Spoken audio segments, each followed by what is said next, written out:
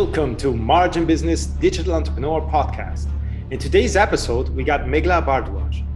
Meghla is the founder of India Sourcing Network. And we got Margaret Jolie. She's the co-founder of the India Sourcing Network. India Sourcing Network is definitely the go-to address if you want to source out of India.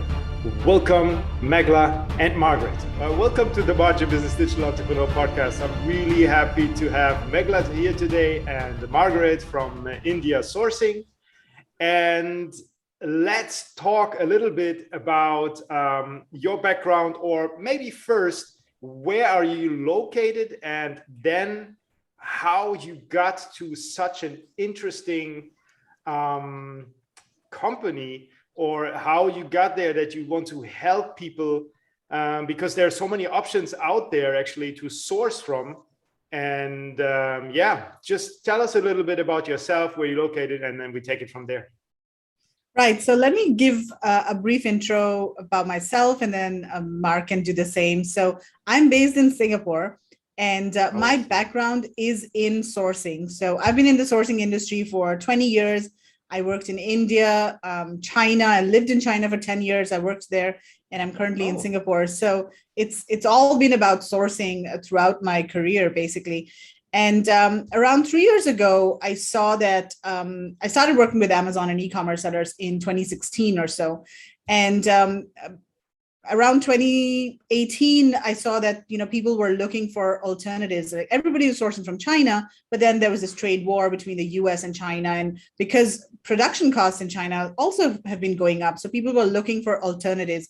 And that's when I started helping Amazon and e-commerce sellers source products from India.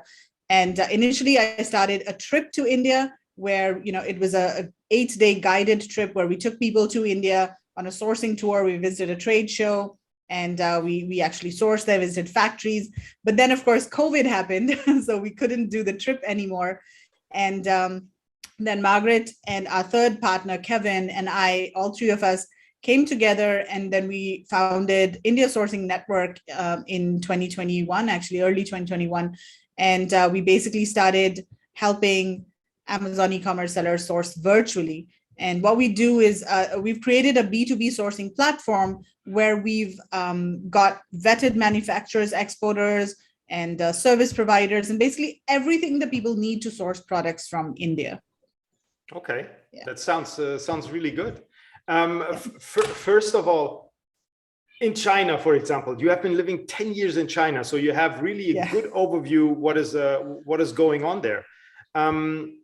What did you exactly do there? I mean, that you got into the industry and everything. Is there some relation to the sourcing? I mean, you mentioned that you were in sourcing from the beginning, so you must have a good overview of what is going on there.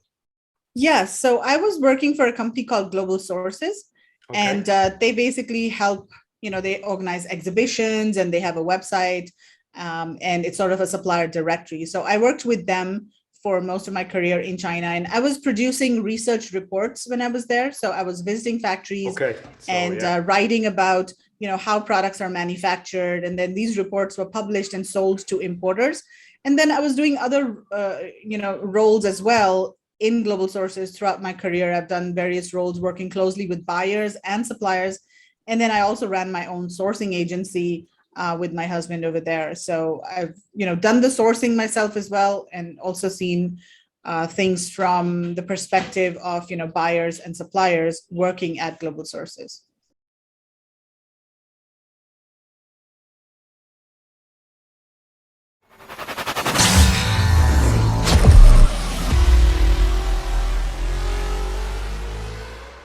Sorry to interrupt your video. I just wanted to let you know that I really appreciate you having you here today, watching this video right now.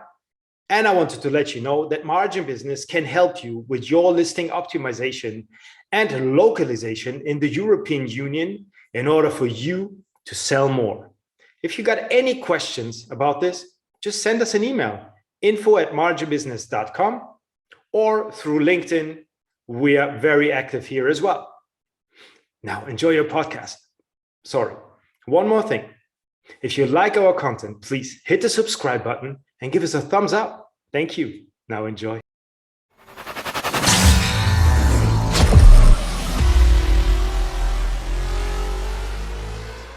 Okay, that sounds already really good, very interesting. And Margaret, how did you come into the sourcing, and what is your background? Well, I suppose all my life I've just managed businesses, and we've had our own business and things like that. And about nearly 6 years ago, I sort of were looking for something to do, and we moved into the e-commerce field and started sourcing from China, like most people do. Yeah. We were on our way to Canton Fair to find some more products, and stopped off in Hong Kong, which was the best thing that ever happened. We actually went to, it was called the Mega Fair in Hong Kong, and stumbled across an Indian supplier, and that sort of just changed our whole direction. We, got on really well with them, found some great products, different products. It just wasn't like going onto Alibaba and seeing the same. It was really all very totally different to what was available. So it was something that I just thought, yeah, that's it. That's what I want to do. So by the time we got to Canton Fair, it was not really interested in this. So that basically from that day on, we sort of wound down our China products and moved into sourcing from India. And we have been doing that ever since. And then we actually went with Meghla on her inaugural trip as coaches, and we've just, I suppose the rest is history. We've just gone along and known more trips. So we started doing virtual shows and just, working with suppliers, and it's just grown. And I mean, we're constantly, every week we do something different, and it's just growing and growing. And I think India is just so different to China. There are some cons and, of both places, but I wouldn't go back and change to China again at all. I'd give up, I think. Okay, so I can hear in both of you there is a lot of entrepreneurship, a lot of testing, a lot of trying. So it's not just you just come out of nowhere and saying, listen, this is good, this is not good. No, you really lived it, you really done it. There is a lot of history behind it. Because when I'm looking at it from the media perspective and what we get fed every day, it's obviously China is the number one. We should source out of China because products are fast, products are cheap. The infrastructure in China is faster than other developing countries. Now people woke up a little bit because of the containers, obviously, and now it's not so funny anymore when you pay 23,000 per container shipping into the US, and then in the port of Los Angeles it looks like a queue to buy some bread, So it's it's not anymore the same. So what could be different when you source out of India? Will you hit the same roadblocks, or will it be different? Because obviously they take the same routes. So there are a couple of things. And, first of all, China is the main production hub in the world currently. I don't think there's any other country that can compete with China in terms of the volume of products that it produces and the variety of products. So in China, they can manufacture anything and everything. It's not a matter of if it can be manufactured, it's a question of how much can it be made for, right? I mean, that's the reality of today. China is the world's factory. And by default, most people would go to China. But increasingly, there are other production hubs that are coming up that are specializing in certain categories and certain products. So for example, Vietnam is coming up really fast in furniture and apparel and other types of electronics as well. Similarly, Bangladesh has really positioned itself as, again, a garments manufacturer. Sri Lanka is doing the same thing. And so similarly, India is in a great position to, India is specializing in certain categories, first of all. So for example, apparel and any textile-based products can be sourced very easily from India. And labor costs are actually lower in India than they are in China. So if the product is labor intensive, then you'd find that the prices may be lower in India than they are in China. And in fact, that's one of the reasons why a lot of the low end production has been moving out from China, because brands, they want to keep their production costs low, and so they're always looking for, okay, where is the labor cost the lowest, and they're sort of going to those production hubs. So apparel, textile-based products, and specifically cotton-based products. So India is the leading supplier or producer of cotton in the world. And so anything, if it's made out of cotton, that's really good to source from India. And then there are other categories such as wooden and metal products. And Amazon sellers are really finding a lot of success in these kinds of categories. They are home products, home decor items, kitchen items that are handmade from metal, different types of metal like brass, copper, aluminum, and also wood like mango wood, acacia wood. So those are the two categories that Amazon sellers are really finding success in. And then there are other things like leather, genuine leather. There's glass, ceramic products. There's different types of furnishing items like rugs, cushion covers, bedspreads, all of those categories. Toys are coming up as well, but not as much. The one thing that you won't be able to find in India much is electronics and electrical products. Those are still mostly produced in China, although that is changing. There are a lot of companies being set up in India that are producing electronics on an OEM basis.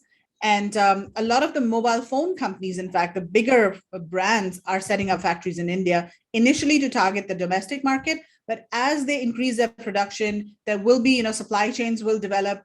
And then gradually there'll be more electronics production in India as well. But as of now, it's mostly limited to home products, fashion products, and eco-friendly products. That's another big category. So if you're interested in anything that's made out of, like jute or plant-based materials, for example, there's a lot of innovation and interesting developments in, cactus leather, cork leather. Actually, they're not leather, they're more like materials. So those kinds of eco-friendly products are also very popular from India. Okay, that's very interesting because, it's a very big variety of items which you already can source out of India, which I'm sure many people don't even know about. So that's good to raise the awareness. Margaret, would you recommend just to, and now I want to buy something in India, just take a plane, fly into Delhi, take a tour guide and just drive around the factories and just try to get somebody who's selling you some products. What do you recommend? Definitely not.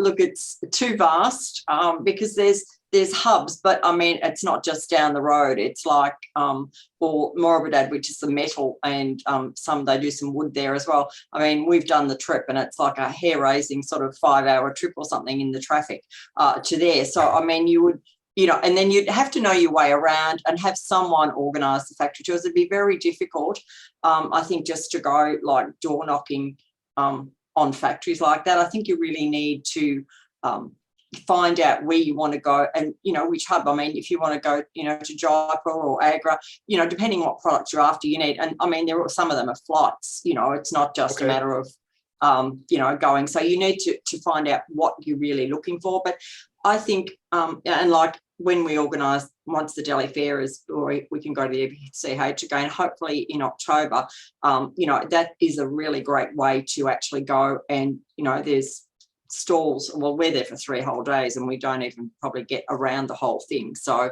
it's not as big as Canton, but it's has lots and lots of, really products. And I find they're all different. Like you don't walk past Canton, you go past 100 stalls of cutlery or whatever, and they all look the same. Whereas you find a lot of the products they might be made of metal, but they have their own distinct look. So most of the manufacturers do things a little bit different. So, and the thing is, because it's all handcrafted, it's not just, you go onto Alibaba and you're looking for a vase or something or a jug, and they're always very similar. Whereas in India, they're made of different materials and they mix their materials well. Like you might find they do a lot of, say, marble and wood together or metal and wood. So it's not just, something that's, on a machine and all produced. It's thought about, and they'll put, resin. There's lots of great different products that I haven't seen before until we actually, got involved with India, and you're just blown away every time we have a new supplier on, and you think, oh, wow, it's just, I'd like some of everything, even for my home, because it's just, beautiful. And the people are really nice. I think that's another good thing, is that they're great to deal with as well. Okay.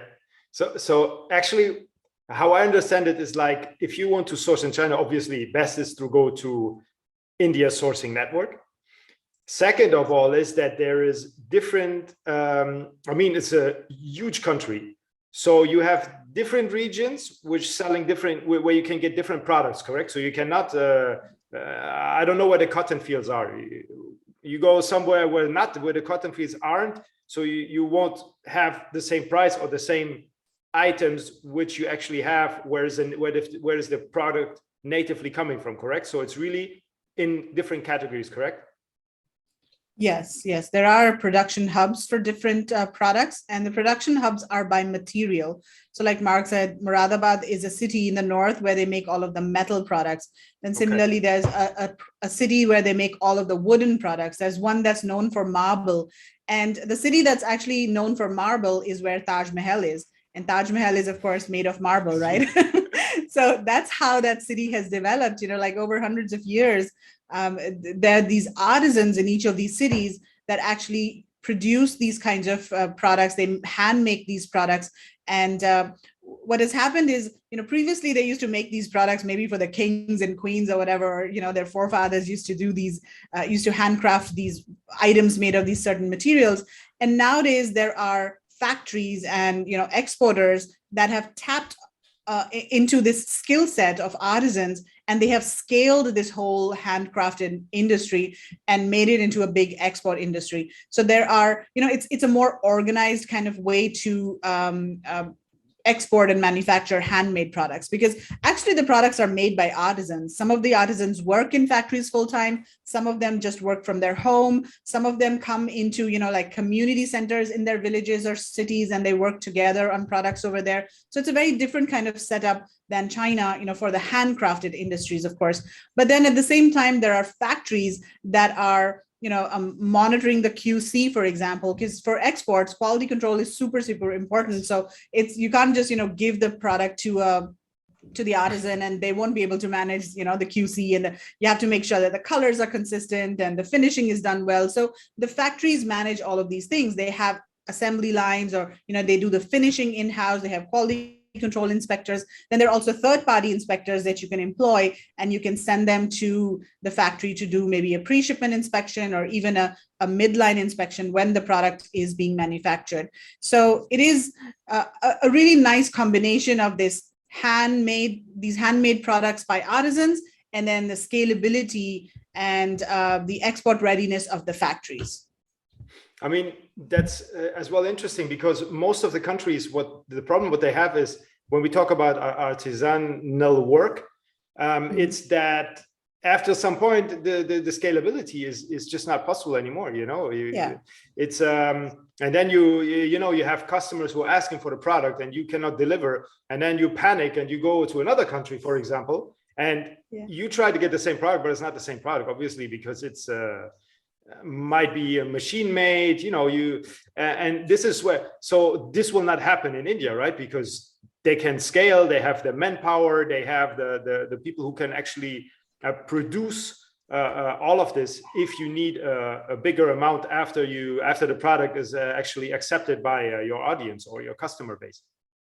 Exactly. It's very easy to scale in India. In fact, there are large retailers like, Anthropology, or even Walmart and IKEA, like all of these big retailers are sourcing in containers in India. So it's just a matter of finding the right supplier, because there are all types of suppliers. There are small workshops with, 10 people. They, of course, won't be able to scale as much as maybe a bigger factory that has hundreds of workers. So it's a matter of finding the supplier that's right for you in terms of your scalability. If you're just a small importer and you have limited capital, you don't want to go to the large company because they will not entertain you at all. So you have to find the right supplier in terms of scale and expertise as well. Okay. And Margaret, for example, you have been in India, you have seen as well a little bit what is going on there. What about the infrastructure, the railways? Obviously, if you're a bigger company, because Meghla, you have been talking about Walmart, you have been talking about the bigger IKEA. They need obviously a good infrastructure like railways and all the truck support, and to drive around the country, to bring it to the ports, and then eventually to put it on a ship and ship it over. do you know a little bit about the differences, what we can expect from products which coming out of China? Obviously, the weight is a lot less if you look at the time frame, but as well, they as well go through the Suez Canal. They as well, or South Africa, depending on the route they have. But at the end, when they arrive, either Europe or the US, is there any difference? I mean, with the docking or with the paperwork, with the whole process, what is going on at the moment? Because as you mentioned, there is a Cold War between China and the United States because of the goods that was swapping the market for the last decade. And India doesn't do that. So are the products of India maybe more welcome or faster to process than other products? Oh, look, there's a few things to look at that. I suppose the first thing is that India doesn't have, not like China, a port in every, I suppose, hub. The main port is Mumbai or Nhava Sheva port, which is, for those that don't know, it's sort of about halfway down on the, depends which way you're looking at it, I suppose, the west coast, of India. So then, but like, so if you're coming from up the, you know, like Agra or Morabada, any of the northern sort of areas, it's probably about a 4-day, and it usually goes by truck. In most instances, most of the goods go down by truck. So that's how most of it would travel. And so if you're shipping, that's where you would go for probably 90% of the products. The ones that are coming out of the south might go down to the lower ports. Just depends. There's a couple of smaller ports that the shipping, you know, does go to from around the country, but most of the shipping leaves from Nhava Sheva. So that, I suppose, but look, up until now, it hasn't been a problem at all. There's been, you know, plenty of ships. You just send your goods there. It's ready, and, you know, the ships go 2 days. I think it's Monday and Thursday that was going. So you just get on the ship and off you go. But the bonus is that the ships actually go the other way. So we'd suggest that you always go to the east coast of America. Okay. So, and it's only about 21 days, 22 days shipping. So you save a lot.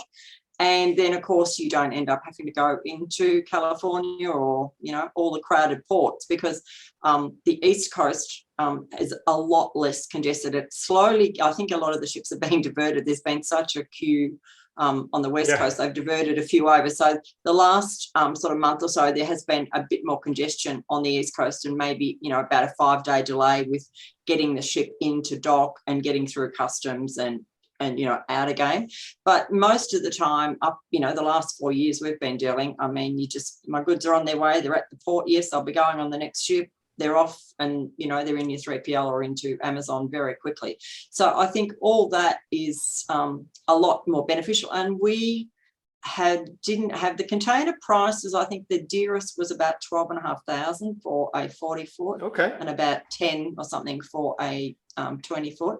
So, you know, that hasn't, and it's still about that now. It hasn't really dropped back down to the 3 or 4 or whatever we're used to. And I don't know whether in the whole world whether we'll ever see that again. I think the shipping lines have seen this as a bit of a, you know, the price is up, they're paying it, let's keep it up a bit. I mean, hopefully it'll stabilise, but I think there's so many, you know, issues with transportation in the States, all, you know, the ports, everything like that is not, you know, helping all the costs that we're seeing on a shipment, because obviously when it arrives, it's got to go from the port to somewhere, and that's where there's a lot of higher sort of, you know, costs as well. But one other bonus, I think, and a lot of people aren't aware of it, is coming out of India, we don't have the Trump tariff, because see, some things I know, for instance, say leather bags and stuff, it's about 40% duty when you're coming out of China. It's 10% coming out of India.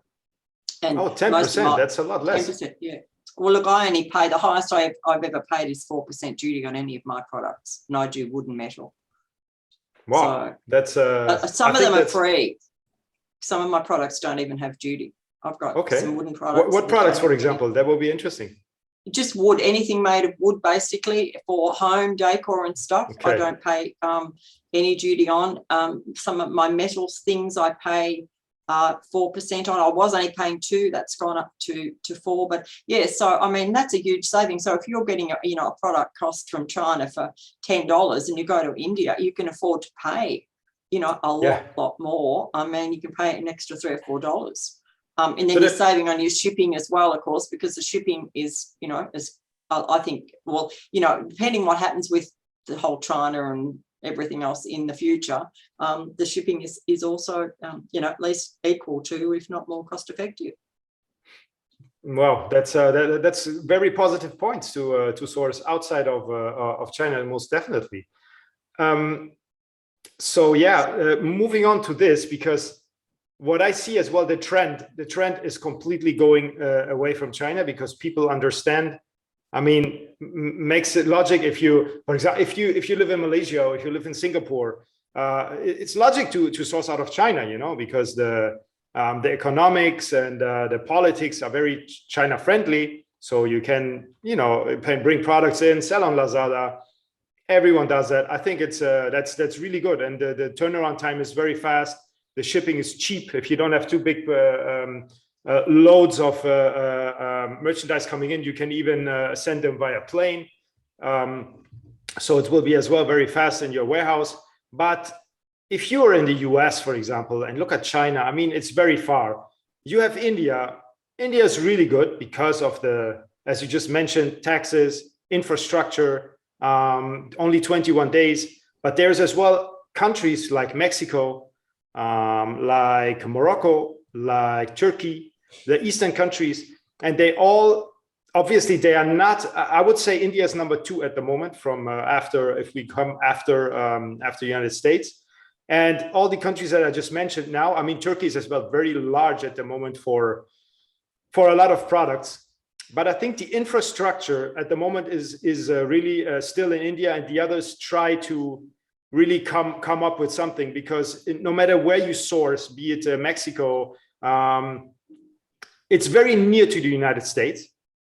But actually, I think with the artisanal side, it's really after a while you might have problems with stocking up, because you cannot, maybe the leather, for example, there's very good leather coming out of Mexico. You have these great cowboy shoes and all that, all these jackets and everything.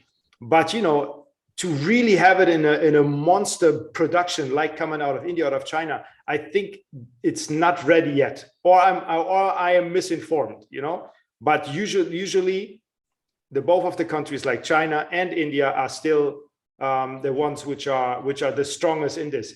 So I do see a trend going away into all of these countries which are actually nearer to our homes. For example, for me in Europe, Morocco is like 12 kilometers away. So I can just there's if I need merchandise, there's a ship coming over, or even there's individual transports with a truck which are crossing over the border, which is very convenient.